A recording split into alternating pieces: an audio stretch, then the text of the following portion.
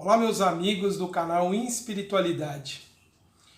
Outro dia eu estava vendo numa rede social um belíssimo vídeo em que mostrava um passarinho, a fêmea ou o macho. Não pesquisei ainda se aquela espécie que lá é apresentada, se ela, o macho também cuida dos filhotes.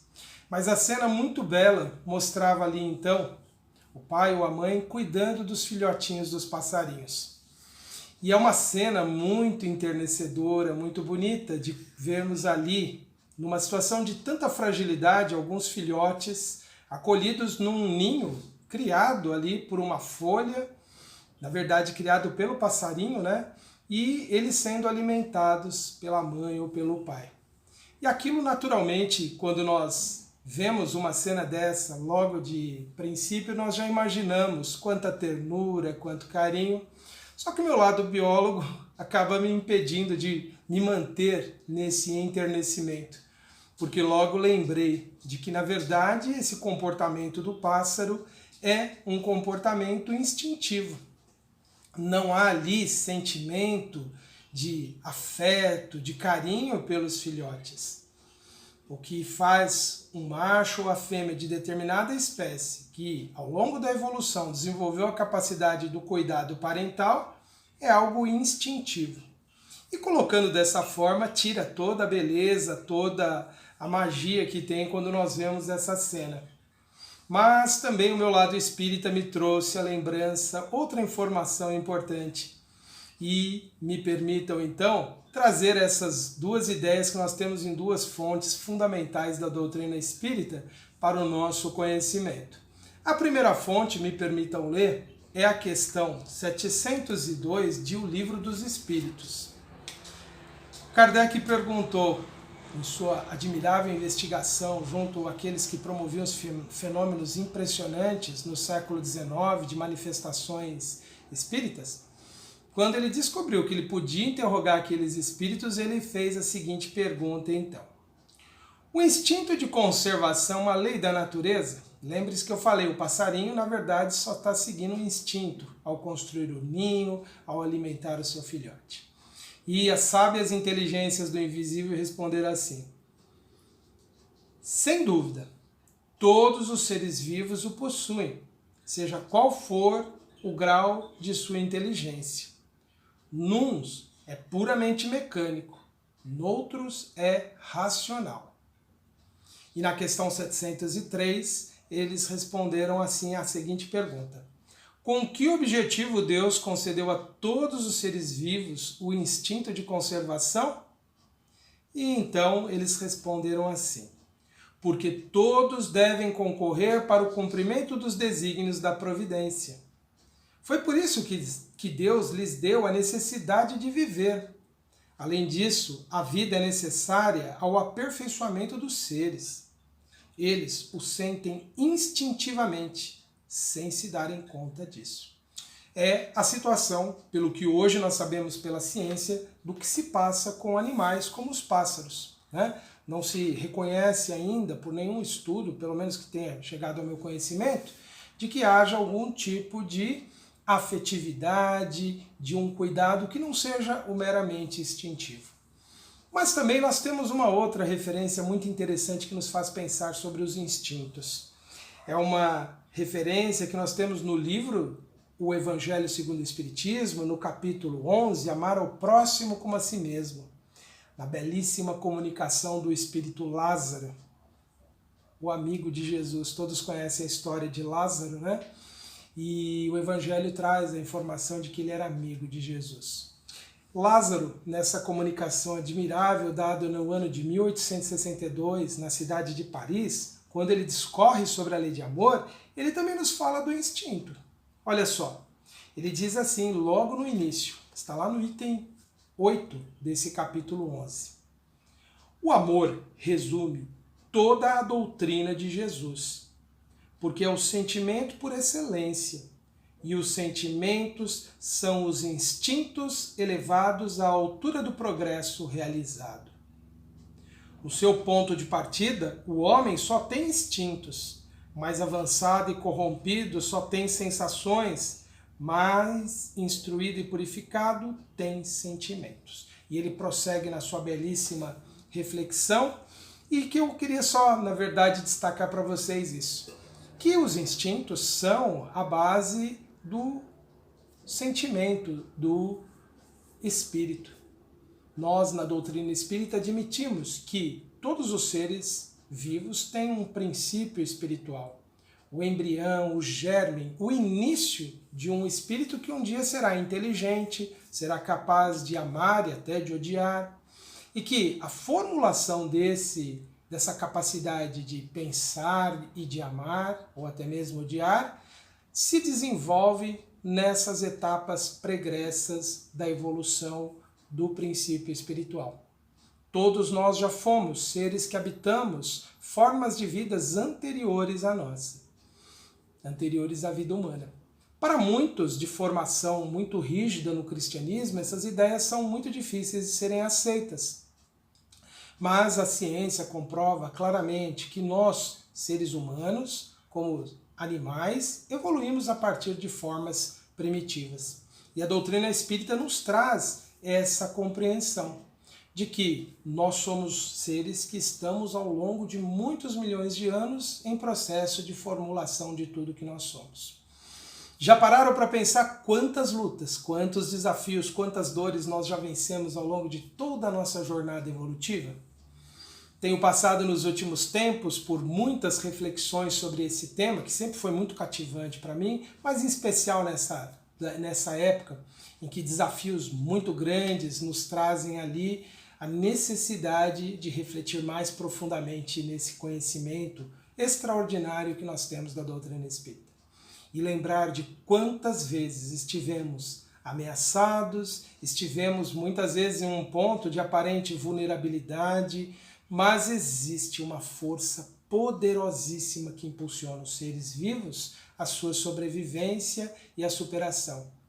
Os seres tão belos da natureza, nossos pequenos irmãos, que devemos muito respeito a eles todos, nós temos lá o instinto que nos guiou quando estivemos passando por essas formas primitivas e que hoje ainda é a grande capacidade de sobrevivência, é a grande capacidade de resistência desses seres. E nós ainda hoje carregamos muito dos nossos instintos. Instintos que nos são muito importantes ainda, porque eles também nos ajudam a sobreviver no mundo material. Já que muitas vezes nós, em nossas respostas aos desafios do mundo material, não teríamos tempo de ter reações muito racionais. Então o instinto ainda permanece dentro de nós, nos guiando em muitas ocasiões. E o nosso grande desafio é vencermos esses instintos de uma forma em que não os neguemos, não tentemos aniquilá-los, mas que saibamos usá-los para o nosso bem-estar, para o nosso progresso. Mas infelizmente muitas pessoas acabam se deixando guiar pelo instinto de sobrevivência, acreditando que podem fazer tudo que lhe vem à mente, tudo que ela deseja, com o objetivo de obter resultados. E muitos já estão até despertos para o conhecimento mais profundo sobre a vida. E ainda assim, por interesses materiais, interesses mesquinhos, não pensam duas vezes em comprometer a existência do próximo.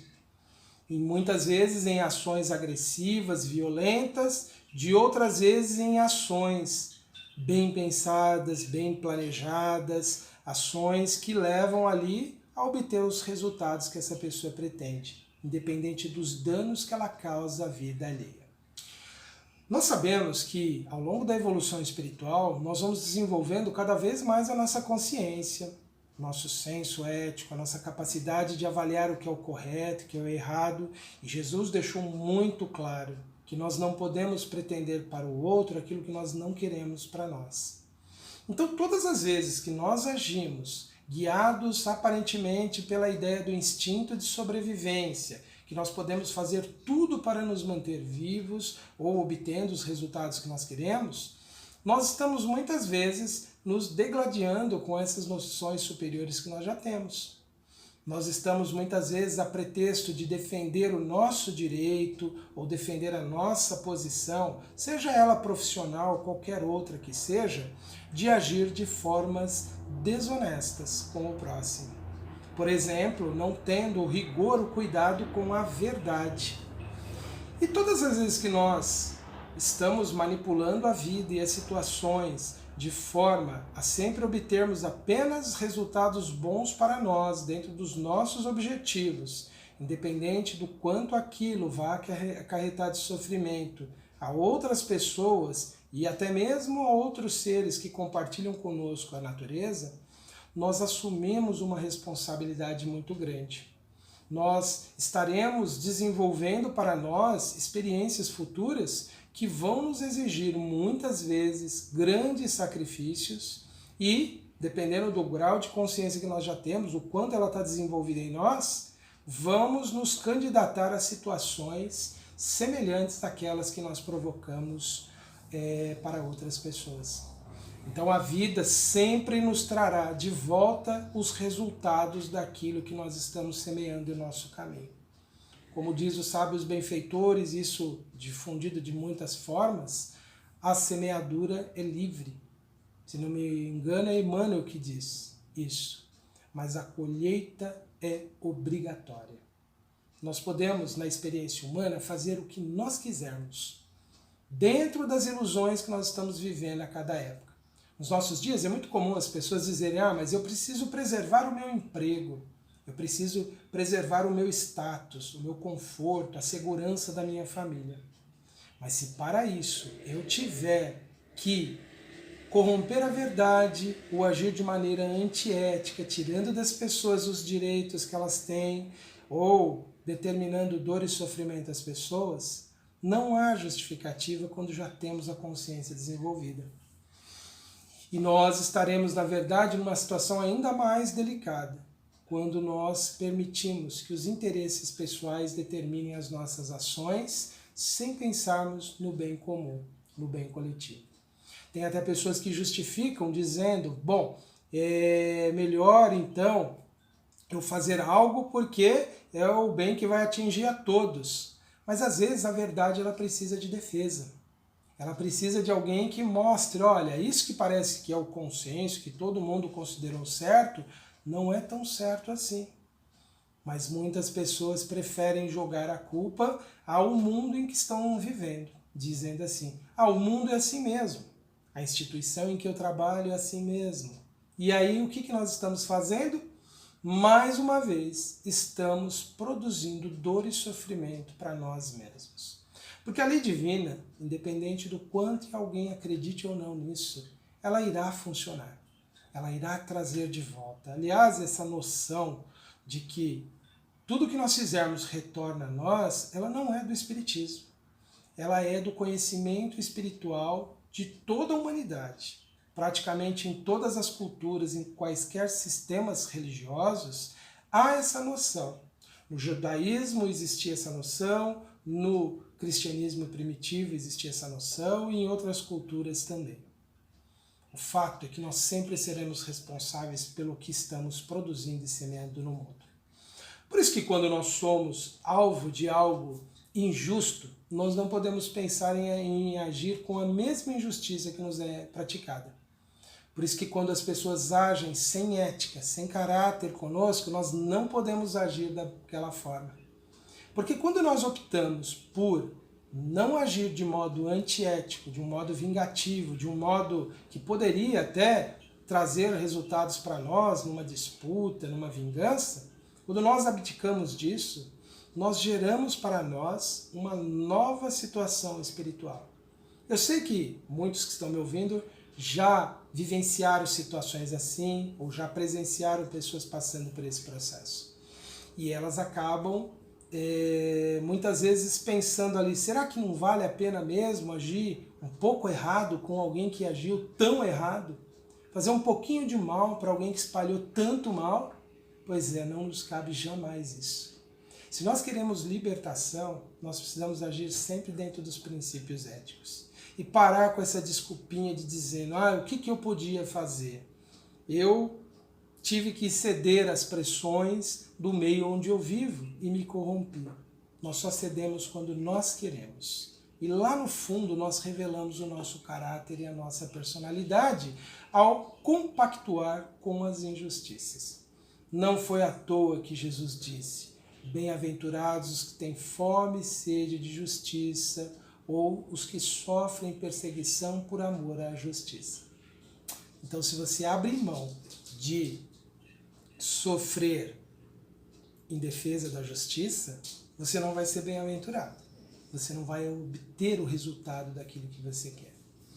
E nós precisamos trazer essas reflexões sempre para nós, porque é muito fácil a gente atribuir às outras pessoas: ah, ele é assim, para essa pessoa se aplica isso. Porque nós somos muito eficientes para identificarmos em nós quando somos alvo de alguma injustiça. Mas aí cabe-nos a reflexão: quanto temos sido injustos em nossa experiência com as outras pessoas.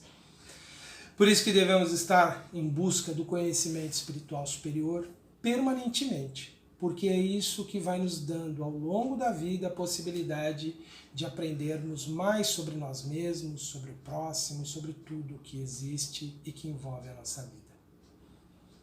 Eu convido então a todos neste instante para o nosso momento de prece e de oração, levando o nosso pensamento a Deus, a inteligência suprema, a fonte eterna de toda sabedoria e de todo amor. Rogando ao Pai que abençoe, proteja a todos os que passam por momentos difíceis em suas vidas, em que percebem as injustiças, as perseguições, que eles possam se sentir fortalecidos, Senhor, e desejosos de vencer, de superar os seus desafios atuais, possam se manter íntegros, honestos em suas decisões. Aos que fraquejam diante de provas difíceis, que por medo ou por egoísmo cedem às conveniências do mundo, que o Senhor possa envolvê-los também em paz, Senhor, para que eles se sintam fortalecidos e possam ter as suas consciências despertas. E que possamos nos libertar, Senhor, dos sentimentos todos que nos agridem, que nos ferem e que nos faz muitas vezes pensar em tomarmos para nós a responsabilidade de praticar a justiça, Senhor. Dá-nos a sabedoria para agirmos apenas de uma forma correta e de uma forma íntegra, para que a paz se faça em nossa existência e na existência de nossos irmãos. E a nossa gratidão, Senhor, por tudo que nos tem oferecido. Apesar das provas, das lutas que a vida nos oferece, Senhor, o vosso amor é abundante e se manifesta pela solidariedade e pelo carinho dos amigos, dos familiares, que nos amparam, nos compreendem e nos conhecem em nossa essência, e nos apoiam em nossa jornada. Que o Senhor possa abençoá-los e ampará-los. Obrigado, Senhor, por tudo, que assim seja. Graças te damos, Senhor. Meus amigos, estas foram as nossas reflexões para este momento. Que Jesus possa abençoá-los muito em sua jornada. Eu convido a todos a continuarem acompanhando a programação do nosso canal. Se você acha que esse vídeo foi pertinente, interessante, ajude a compartilhar, divulgar com os seus amigos, os seus contatos, copie o link aí, compartilhar e divulgue através das suas redes sociais, WhatsApp, Instagram, e-mail, o que você tiver de contato com as pessoas. Precisamos ajudar o conhecimento espiritual a chegar a outras pessoas. Curtam também a programação do canal em Espiritualidade, os seus programas. Há um trabalho muito sério, muito dedicado dos nossos companheiros desenvolvendo essa programação e nos ajude então nessa divulgação.